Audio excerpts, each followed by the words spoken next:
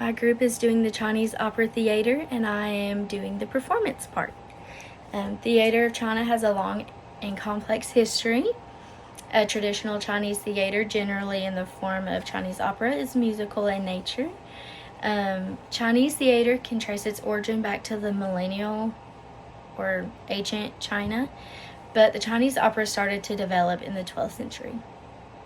Western forms like the spoken drama, Western style opera, and ballet did not arrive in China until about the 20th century. I'm going to be talking about one main type. It's called two different names. It's called the Peking opera, also known as Beijing opera. So the Peking opera is most dominant form of Chinese opera. It combines music, vocal performance, mime, dance, and acrobatics, and so on. Peking opera performers use four main skills. The first two are song and speech. The third is dance and acting. This includes the pure dance, pantomime, and all other types of dancing. And the final skill is combat, and that includes the acrobatics and fighting with all manner of weaponry. All of these skills are expected to be performed effortlessly in keeping with the spirit of the art form. So there are four main performers that I'm going to be talking about, and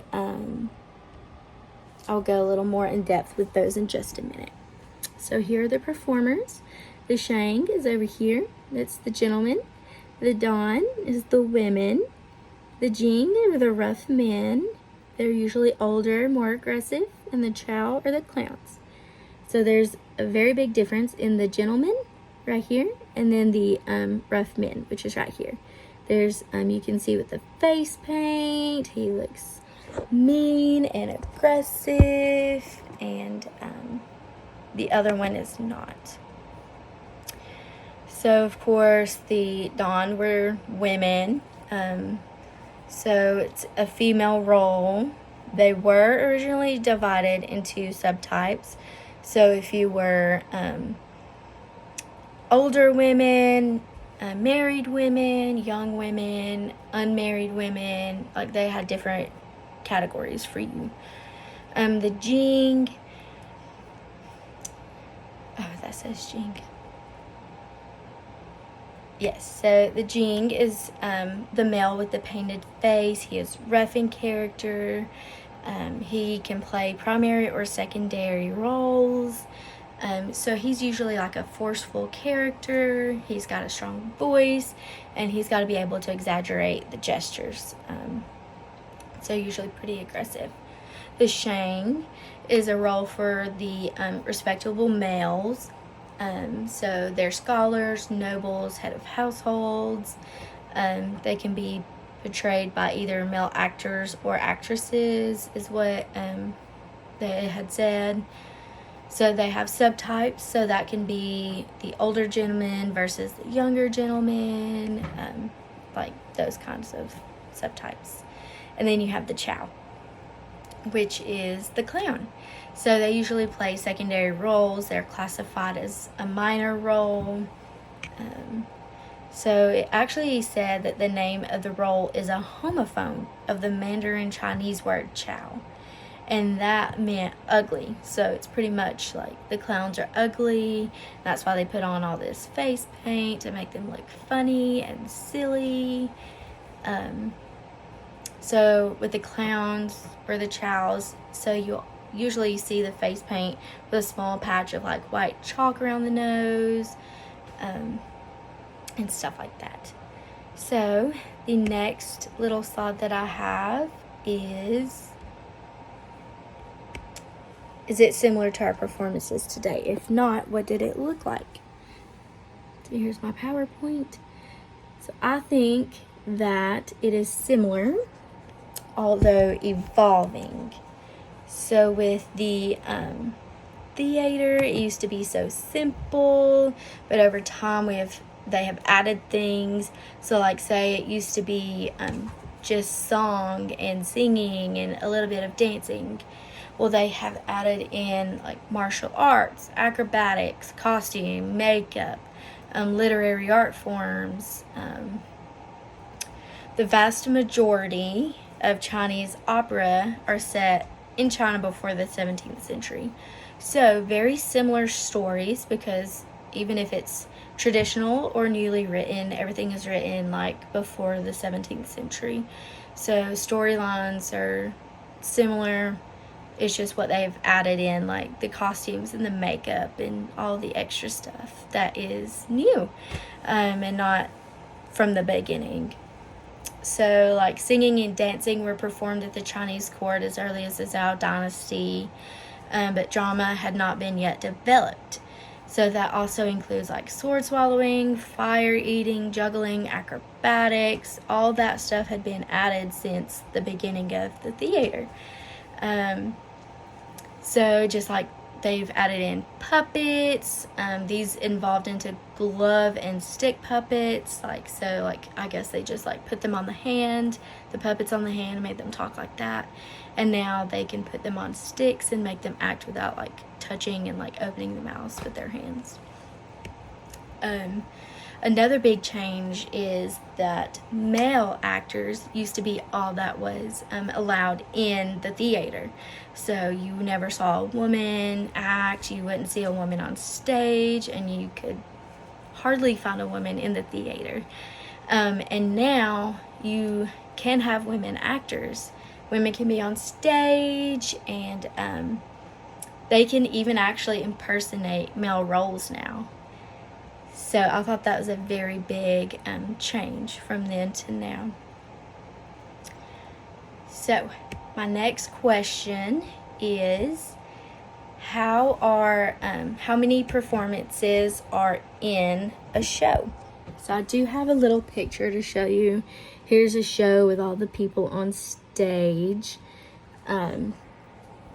So I looked at many theaters, many shows, and I had saw as little as 5 performances in a show to as many as 10 performances in a show. You know, I guess it depends on what they're acting about, what all they have to say, how long is the show supposed to be, I guess it's just really what they wanted to portray to all the audience and show them. I did see that 50 to 100 performers can be on stage at a time, and I thought that was a lot. So there's another question on my PowerPoint. Does this type of theater performance engage with the audience or have a fourth wall of realism? So in, I think all of the videos I had watched on the theater, the Chinese performers usually clap with the audience at the end of the performance. The return of the applause shows appreciation to the audience. So yes, I don't think that it has a fourth wall of realism. Okay, another question. What elements are included in this performance, such as actors, singers, musicians, dancing, etc.? So, in this, the elements are musicians, actors, song and dance, martial arts, acrobatics, costume, makeup art, puppetry, literary art. There's so many different things that have came in to be with the Chinese theater. Another question. Simply talk us through a typical performance of this style. So with all of the videos I had saw and researched up on, the actors joined, it said from east to west or from right to left. And the props are usually on stage, like chairs, tables, things like that. And sometimes the people would come out like carrying whips. And so that would portray that they were supposed to be a horse up on stage. So I did notice like the actors would act out a scene, and then they would add in the singing. Then the next performance, they would act and talk through the performance. And then when they got done, they would sing about that. So I thought it was pretty cool that they talked about it, and then they would sing and do their acting stuff. Okay. So here is a typical performance with the different colors being worn. So here's like everybody on stage. You can see like blues and purples and pinks.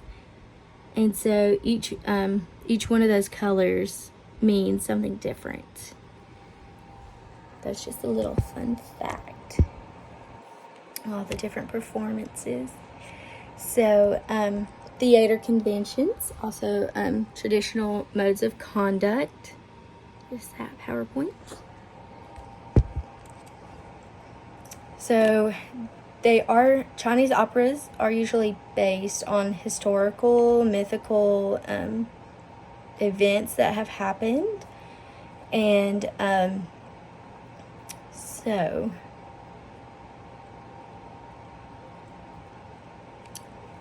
it says that the code of conduct would indicate how actors would be clothed, where they would be staged, how the actors will move. And so Peking opera follows other traditional Chinese arts in emphasizing meaning rather than accuracy. The performers put beauty into every motion. They are strictly criticized for lacking beauty during training. So the performers are taught to create a synthesis between the different aspects of Peking opera. The 4 skills that we talked about earlier, they are combined in on a single performance. One skill may take precedence at certain moments during a play, but this does not mean that other actions should cease. All of the performances together really make the whole or all of the little actions together make the whole performance. So the form, the gestures, the setting, the music, the characters, they are determined by a long-held convention.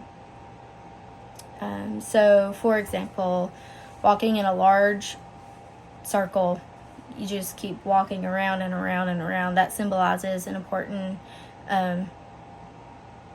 thing. So it symbolizes like traveling a long distance. And they just keep traveling, and their journey is long. Some conventions, such as the pentatonic, opening and closing of doors, and mounting and descending of stairs, are more readily apparent. Let me show you some more of the presentation.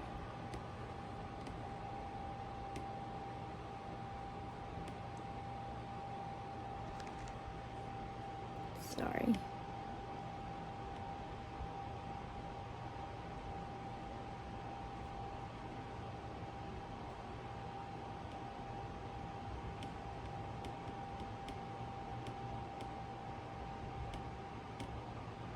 So, I just have some fun facts now for you.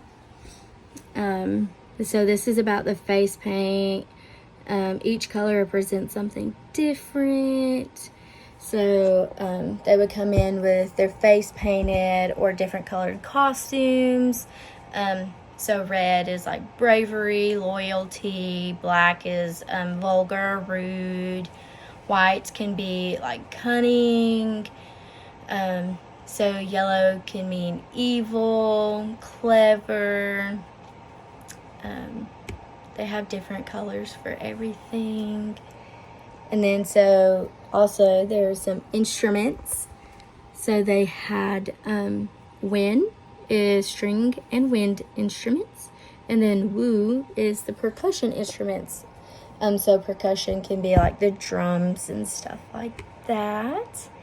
And then another fun fact was at the beginning of the presentation, I talked about the different dynasties and how the culture is so complex with theater. So there's like Song Dynasty, 960 to 1279. There's Yuan Dynasty, Ming Dynasty, Qing Dynasty, and then there's present. There's so many different dynasties and things. And that concludes my presentation. Thank you.